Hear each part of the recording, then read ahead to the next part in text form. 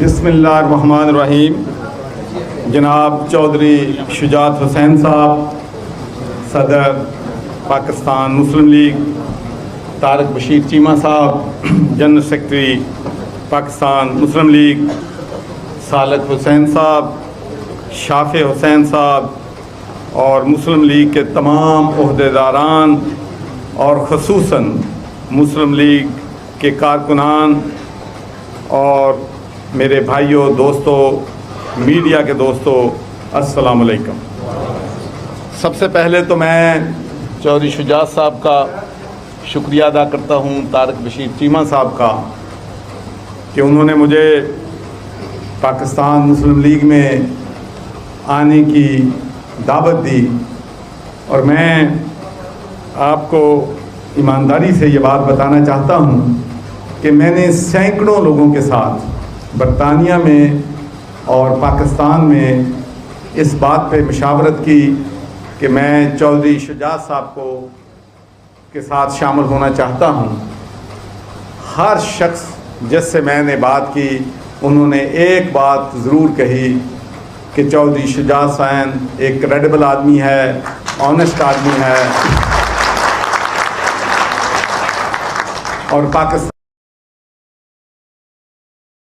کی سیاست میں ہمیشہ ایک رول ریکنسیلیشن کا لوگوں کو آپس میں جوڑنے کا رول جو ہے انہوں نے ہمیشہ ادا کیا ہے۔ تو انشاءاللہ میں آپ کو یقین دلاتا ہوں کہ ان حالات میں جبکہ سیاسی جو ڈفرینسز ہیں وہ دشمنی میں بدل چکے ہیں، اور پاکستان کی فضا میں بدقسمتی سے سیاستدان ملک کے ان مشکل ترین حالات کے باوجود اکٹھے بیٹھنے کے لیے تیار نہیں ہیں، تو میں آپ کو یقین دلاتا ہوں کہ ہماری پارٹی، میری پارٹی، تمام سیاسی جماعتوں کو یہ دعوت دیتی ہے کہ آئیے ہم نفرتوں کو ختم کریں۔ پاکستان ہمارا ملک ہے، یہ ہم سب کا ملک ہے، اور اس کی ترقی کے لیے، اس کی خوشحالی کے لیے ہم نے اکٹھے مل کر کام کرنا ہے، اور جو فیصلہ ہے اس بات کا کہ کس نے اس ملک میں حکمرانی کرنی ہے وہ عوام کا فیصلہ ہے، اور عوام فیصلہ کریں، لیکن ہم کم از کم سیاستدان ان مشکل تاریخ کے مشکل ترین حالات میں ہمیں چاہیے کہ ہم اس میں اکٹھے جو ہیں وہ ضرور۔ جب میں پاکستان آیا تھا تو میری ایک خواہش تھی کہ میں جس طریقے سے برطانیہ میں، یورپ میں، امریکہ میں، کینیڈا میں سیاسی جماعتیں کام کرتی ہیں، جمہوری جماعتیں ہوتی ہیں، مشاورت کے ساتھ چلتی ہیں، اور ان سب کو جو فوقیت ہے وہ پارٹی کے کارکنوں کو ہوتا ہے، پارٹی کی ممبرشپ کو ہوتا ہے۔ جس ملک میں نے سیاست کی ہے وہاں کا پرائم منسٹر یا وہاں کا جو پارٹی کا چیئرمین جو ہے وہ کسی کونسلر کا ٹکٹ بھی نہیں دے سکتا۔ کونسلر کو جو ٹکٹ ملتا ہے پارٹی کا، ایم پی اے کو جو پارٹی کا ٹکٹ ملتا ہے، ممبر آف پارلیمنٹ کو جو پارٹی کا ٹکٹ دیتا ہے، وہ اس علاقے کے جو پارٹی کے ممبر ہوتے ہیں وہ فیصلہ کرتے ہیں کہ کس نے ہمارا ایم این اے بننا ہے، کس نے ہمارا ایم پی اے بننا ہے۔ تو پاکستان میں یہ ایک بدقسمتی ہے کہ جو ہمارے کارکن ہیں، میں تمام سیاسی پارٹی کے کارکنوں کی بات کرتا ہوں کہ ان کا کام نعرے لگانا، دریاں بچھانا، جیلوں میں جانا، مارے کھانا اور لیڈرز کو پروٹیکشن دینا ہوتا ہے، اور جب پارٹیاں اقتدار میں آتی ہیں تو کارکنوں کا اس میں کوئی حصہ نہیں ہوتا، ان بیچاروں کو کوئی نہیں پوچھتا۔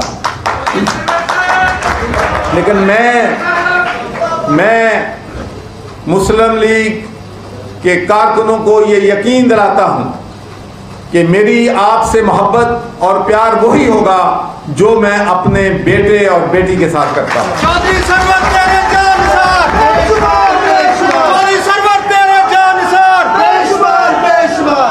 اور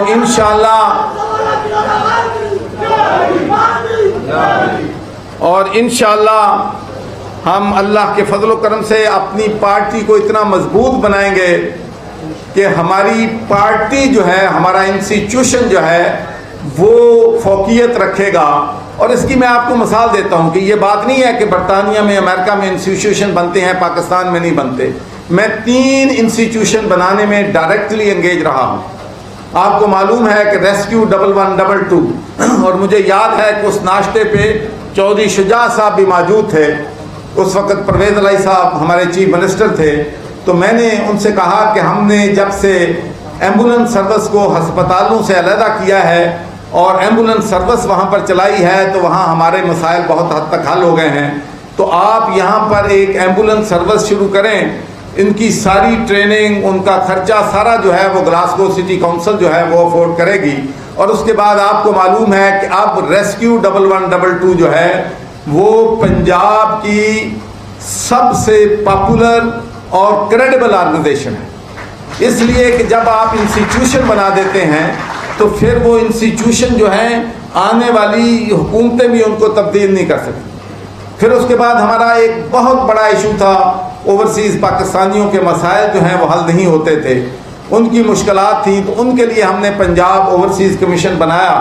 اگرچہ میں بات تسلیم کرتا ہوں کہ لوگوں کے، اوورسیز پاکستانیوں کے ہمارے سارے مسائل بدقسمتی سے حل نہیں ہوئے، لیکن اس سے لوگوں کو بہت بڑا ریلیف جو ہے وہ ضرور بنا ہے.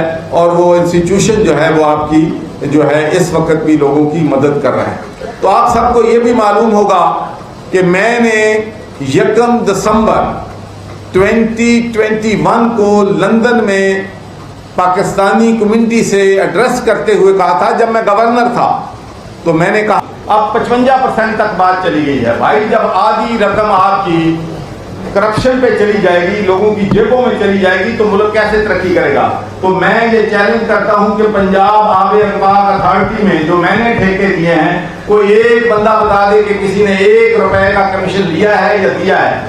پھر میں سمجھتا ہوں کہ شفافیت پاکستان میں آ سکتی ہے اگر آپ میں ابلٹی ہے، اگر آپ کنٹرول بیوروکریسی کو کرنا جانتے ہیں، اگر آپ میک شیور کرتے آپ خود آنیسٹ ہیں.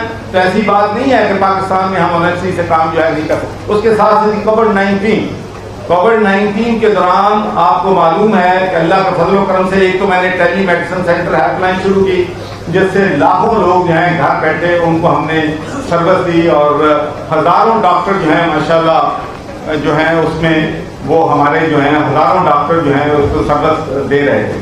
اس کے ساتھ ساتھ ہی GST پلس 1 روپیہ بھی میں نے حکومت کا نہیں لیا. 4 دفعہ ایز اے گورنر میں گیا ہوں یورپ کے تمام کیپٹل میں، بیلجیم میں، وہاں پر میں 200 سے زیادہ ممبر آف یورپین پارلیمنٹ ملا اور پاکستان کو GST پلس لے کے دیا، جس کو تمام پولیٹیکل پارٹیز مانتی ہیں. اس میں کوئی 4 دفعہ ریویو بھی کرنے میں مدد کی.